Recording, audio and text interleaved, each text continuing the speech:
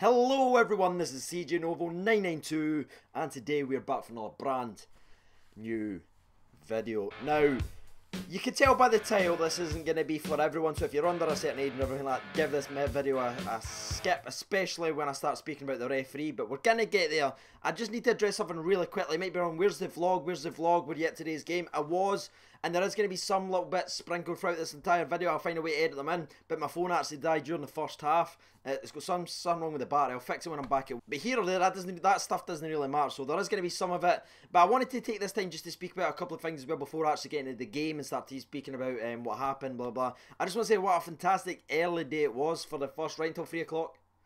Meeting all you guys. I met a lot of yous at the Loud, and I met a lot of yous outside of Ibrox. I met a lot of yous everywhere, sort of scattered everywhere.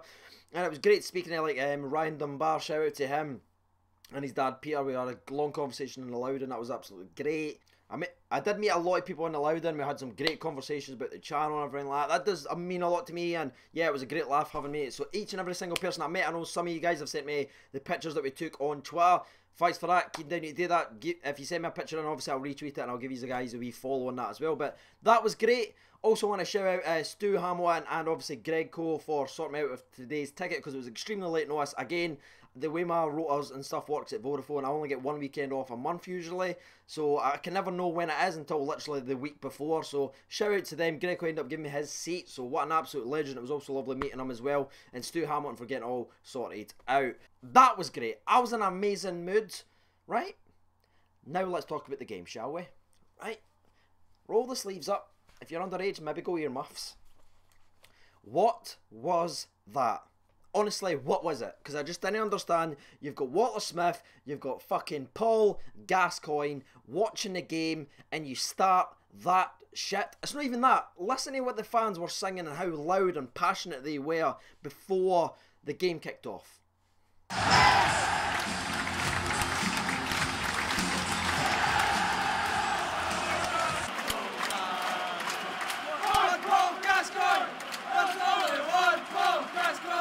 After that, and honestly, we were singing everything. We were saying Blue Sea. That's why my voice is away. I can barely speak. Like, literally, I was screaming. It was great. We were all singing, having a laugh, singing songs. No telling you which ones. Back and forth. Everything was amazing. Then the fucking whistle blew. Then Hibs started dominating the game, pinning us back, where we looked stupid. Fordingham, who I stick up for all the time, just kicking balls out of play for no reason. The first 20 minutes was the Hibs show. And I'm thinking, what the flying shit bitch is this? Then we eventually start to kind of take a wee hold of it, and then we battle away again.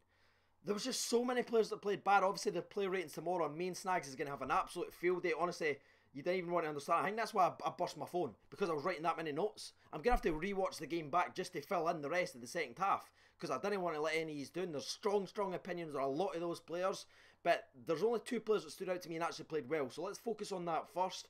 I thought Russell Martin had a very good game. You can see he's definitely the leader of the team now, with Danny Wilson being gone. I think he relishes that role, and he looked very calm. There's just this calming presence when he's got the ball. He seemed to be in the right place at the right time, and he was switching fastballs to our defenders. He was the only one that was one of the quicker ones that was getting out. But to be honest with you, I'm going to speak about Bates in a couple of seconds, but Jesus Christ, I think he was literally the only one defending. So shout out to Russell Martin. I thought he gave a very classy interview after as well. Spoke about it and just told the truth, to be honest with you. He doesn't bullshit. He's a lot like Clinton Hill, doesn't bullshit, and he speaks the truth. So shout out to him. And a very bad defensive day. I thought Russell Martin was the only one to play up to what the badge means. And Jamie Murphy, that is the only two in 11. He actually kept running at his man, either it was out wide or cutting inside, whipping balls in. Kandaya should have scored a header, just constantly over and over again. He was our outlet. Yes, he's not great defensively, but there was a couple of times he tracked back. But offensively, I thought he was the only one doing anything in the entire game. And that really surprised me, the way Kandaya and Tav's playing, but they played very poor. And that's honestly all I've got to say. And for the Hibs and everything, if you want to try and be impartial and try and keep yourself balanced, I thought the two players that played very well for you was your goalkeeper. He saved done a couple of good saves. And also Scott Allen, the sackless little bitch. Say what you want about him. I know he's passed about like that lassie for high school towards fourth year, where just everyone gets her.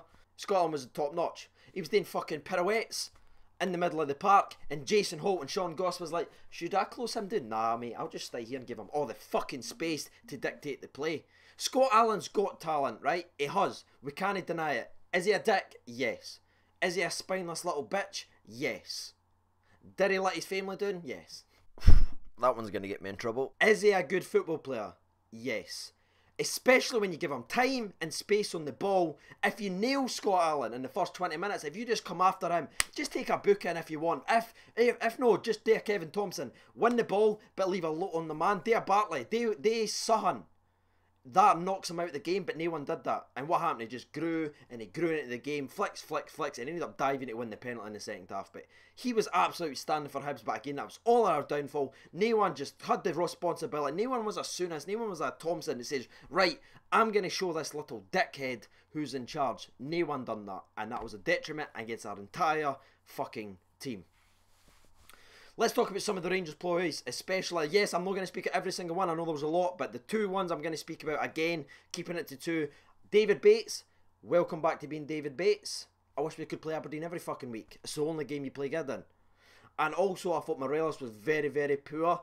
I thought he missed chance after chance. There was one where he kind of got slipped in, and the defender, two defenders and the goalkeeper's diving towards this way. All he needs to do is just fake shot it, or even just curl it, or slip it into the other side, but he doesn't do that, he just does his Morelos. He only scores one every 5, so he had to have another free shot before he scored. I understood that. He was unlucky with an offside chance. I don't know if it was offside. I never really saw it from my angle because we kind of all jumped up, so I didn't know. I can't comment on it. Genuinely, this isn't me like copping out. I don't know if it was offside, lads, but he took that one sort of well, but the rest of it I thought he just fawn about the place. There was one where he landed on the ground. He was pretending he was hurt, and the fans started. That was the first time I've ever seen the fans actually boo. And then he got up and started to run like nothing was wrong. That was very frustrating.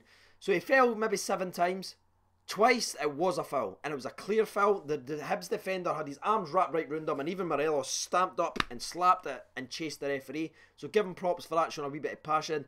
Just stay on your feet, mate. We all love you. You're better than that. You didn't need to be this guy. This is because you keep diving about and falling about the place that when you do get fouled, nobody believes you. It's the classic Crywell situation. And fuck me, I almost forgot to talk about Windass. That'd have been dangerous. Windass, what the hell was that? I stuck up for you all. I stuck up for you when you were a Bango boy. I coined that. And I stuck up for him on podcast after podcast. But the day I was really, really let down. Am I saying is he done? Is he finished? Is he a flop? No.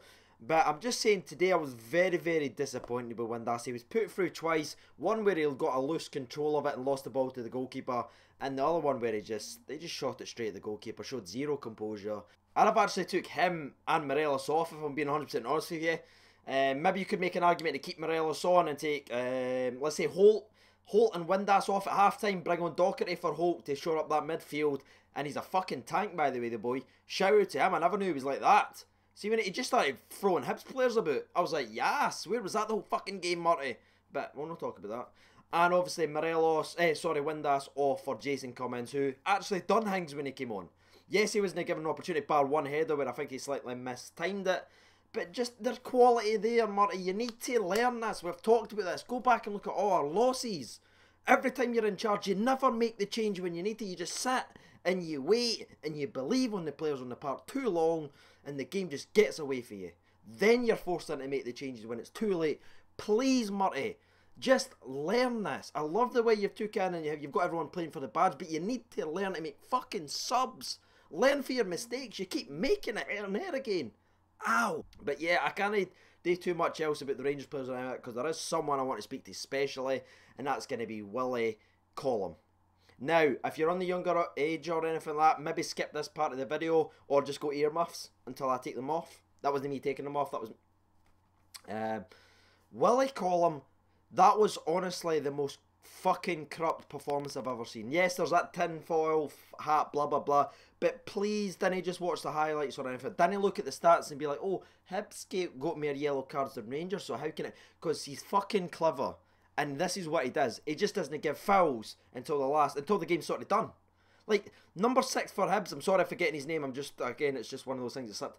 He gave 5 fouls away before he was eventually booked, including 2 challenges from behind, slide challenges. There was one where he was rolling off the ground, spent 3 minutes on the ground until he eventually came off, sprinted back on the park and nailed Jamie Murphy right away. Never got booked for it. It was unbelievable. That's what he does, lads. Watch him. I didn't care who he's in charge of next, but watch this, because he's dirty and there's something not right with him. Genuinely, I'd fire him. Never want to lose a man a job, but that was pathetic. There's so many players there where Hibs players were just allowed to do anything, and we just wanted to get none. There was clear times when he knew it was a corner, but because his assistant linesman wasn't given it, he would overturn his own self, what he saw with his own fucking eyes, just to back up the incompetent linesman who just kept making mistake after him. That's just Scottish football in a fucking nutshell. We can't get the manager, we put all our eggs in one basket, sounds familiar, and we didn't get him. Then the chairman everything stepped him down, and we can't even employ fucking top referees. What are you going to do? What's he going to get punishment for? Do you know what's going to happen? He's going to go down to the championship for a week, where there's other professional players, and put them in danger, because he doesn't need his fucking job. Then he'll be back. Just get rid of him. He's utter garbage. It's not the first time, it won't be the last. Everyone knows what a fucking scumbag this guy is, and I've never spoken about wrestling on this channel before, but I saw that with my own eyes, and I just couldn't believe it. Please watch the full game before you say like I'm tin hot, or oh, you're just jumping on it because you lost. I'm really no. That was pathetic. 3 or 4 challenges Hibs players had to make before eventually a foul was given, each and every single time. Every time a Rangers player touched someone, foul. All the time. Foul, foul, fucking foul, foul. And a consonant. What happened with Morelos? He was just getting like fucking speared. Just none. No, get up, get up, get up. Obviously the penalty, I'm not going to argue it, because Tav makes a mistake and puts his hands on his back, who had a very poor game, by the way. Tav had a very poor game. Gave away the penalty. Yes, I can understand why he's went for that. But again, I don't think that he's given that to Rangers. And I just genuinely don't think so. There's just too much evidence, lads. At one fucking point, you need to just take your head out the wee tinfoil hats and say, oh, you're just thinking that. Just look at the evidence. It's fucking clear as day. And he's fucking garbage. Earmuffs. Tavernier. He gave away the penalty. But you know, he came out on Twitter, he apologised, he admitted that he made a mistake, and that's fair enough. Everyone makes mistakes. I make them, you make them, everyone makes them, so I understand that. My mate's disappointing him with Tav, because I thought he had he was okay going forward. Some of his crossing was okay, and he'd done a couple of things decent, but defensively I thought he was dreadful all day. But my mate's disappointing thing with him was in the 91st minute, when we create space, he's got a clear shot at goal, but he tries this ridiculous fake shot cross to the back post to Morelos. Tavernier, I think if you didn't give that penalty away, you're shooting that. I'm not saying it's gone in, but you've got the balls to shoot that. You gave that penalty away. I think you ducked it, you dived, you got fucked up in your head, and you decided, I didn't want to be the one that loses this game for Rangers anymore. I'm going to try and cross it to Morelos so he can try and save us. You should have just pinged it, mate. And honestly, that's going to be me. I can't really speak too much. My voice is honestly just about to go. It was a great day, a shite game, and we go again on the next couple of days, a bit like Warburton. I do apologise, I'm not going to read out anyone's tweets because it was mostly just stuff about negative about the referee, but I think I've covered. If you're still watching this video just now, sum up the referee in 3 words. I'm trying to find my bottle of juice while I'm also low-key killing time. So we're getting ready to do the sponsor break. So 3, 2, 1, sponsor break.